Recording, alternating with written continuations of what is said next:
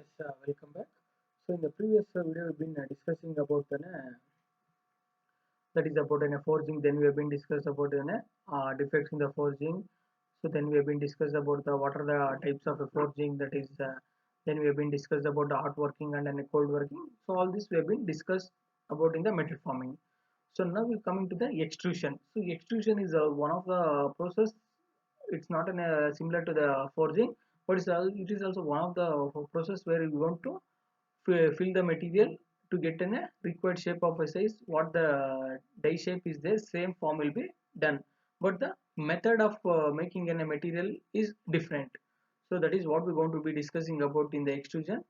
Next, then we're going to discuss about the forward and then backward extrusion. So these are the two topics that what we will be discussing in this video. So mainly extrusion.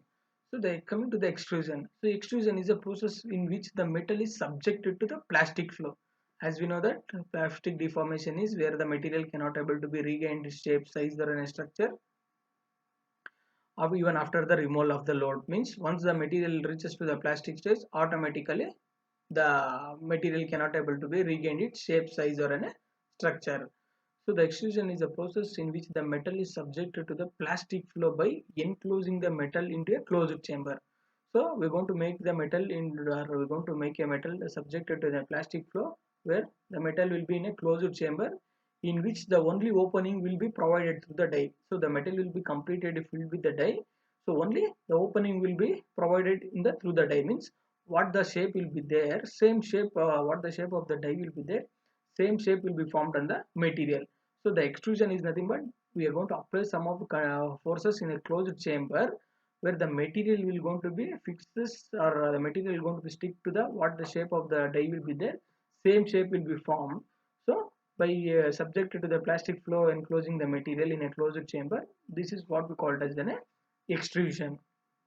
So this is a different to the forging, but here also we are changing the material to get a required shape, size or a structure. So here the material is usually treated so that it can undergo a plastic deformation at a sufficiently rapid rate and it may be squeezed out of the hole in the die. Next, in this process, the metal assumes the opening provided in the die and comes out with a long strip. So here what happens, the metal assume the opening will be provided and the die, and it comes out as in a long strip with the same cross section as the die opening. So incidentally the metal strip produced will have a longitudinal grain flow. Next, the stock or the material to be extruded, what the stock or the material which has to be getting extruded is in the shape of an cast or what we call it as an billets. So the extrusion may be done either it may be done in the hot or in a cold extrusion. The cross section of the extruded products will have it can vary in a widely. So the cross section of extruded products may vary widely. So this is how we can able to be done, or the extrusion process will be takes, and how it going to be differs from the forging. So next, coming to the extrusion process, again further it has been classified to the forward or what we call it as a direct extrusion, backward or what we call it as an indirect extrusion. So this is an a container where we can able to see this is an a closed container, and here you can able to see the die assembly. So where you can able to see the die assembly, it is only the this is a portion where the material can able to come out, or the extrusion, after the extrusion the material will come out only with this space or what the shape is there in this, only it comes in the form of a billets. Billets is nothing but where mainly we are going to use this in a steel billets for a construction purpose. So which are the construction we are going to use, so depends upon the different size of the billets only we're going to use for a construction applications.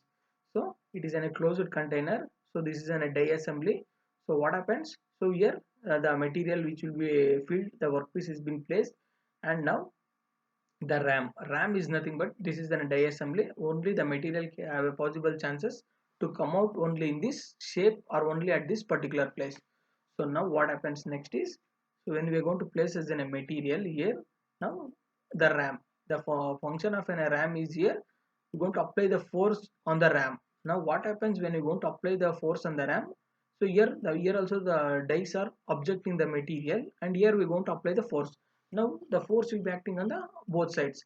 So what happens, material will start squeezing or starts compressing and it comes out in the where the space is there. So what the shape or the what the space is there, the material will starts coming out from this. So what happens when the material coming out from this, what the shape is there out of the die, so that shape will be continuously coming until the ram will reaches end of this die.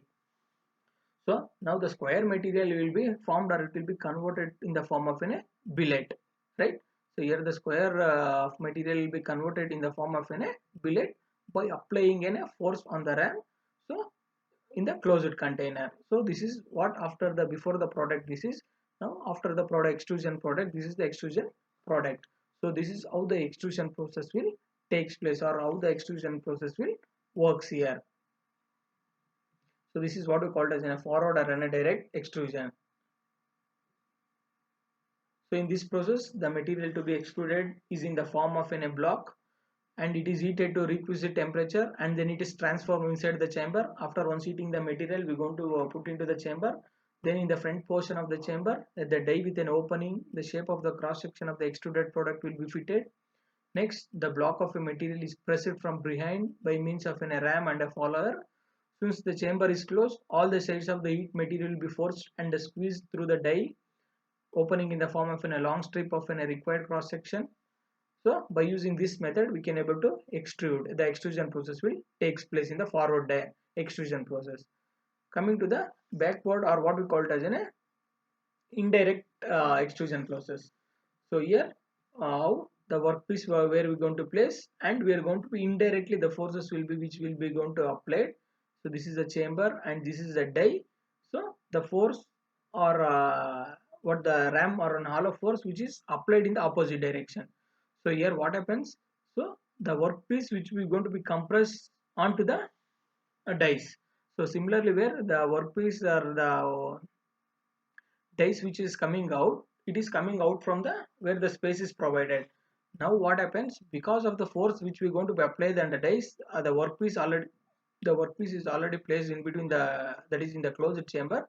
Automatically when you are going to apply the force in the opposite direction towards the die, so the dice goes and presses on the workpiece, the compressed workpiece. So now the workpiece, what the workpiece will come out in the form of a billet is which the space is provided. We can able to see here the extrusion process which is there, the which the shape has been provided here. So in that shape, or in that gap, the billets will be formed, that is the workpiece compression of the workpiece will come out in the form of a billet. So the major difference between the forward and the backward is the applying the force, where we are going to apply the all of force there, here we are going to apply the force in an opposite direction. So this process is what we have been seeing depicted in the figure as shown. So the block of heated material is inside onto the container, that is what we call it as in a closed container or in a chamber. So it is confined on all the sides by container walls, so except in front. So where a ram, the die presses on the material. So here what we can able to see, the closed chamber. So the die which is going to presses over the workpiece. So as the ram presses backwards, the material has to be flow forward. See, the material is pressing the backwards. So automatically the workpiece will be flowing in a forward direction where we have any sufficient space has been given in the opening die. So the ram is made hollow so that the bar of extruded metal may be passed through in unhindered. So when you going to apply the force, normally you can able to see the which is the force is applied on the hollow ram, the workpiece will comes out because of there it is in a closed chamber or a closed container. So there is no gap of material to come out. So hence, which is the hollow portion which is there, the material starts coming out in the hollow portion. So this is how the indirect extrusion, or what we call it as a backward extrusion, will takes place. Thank you.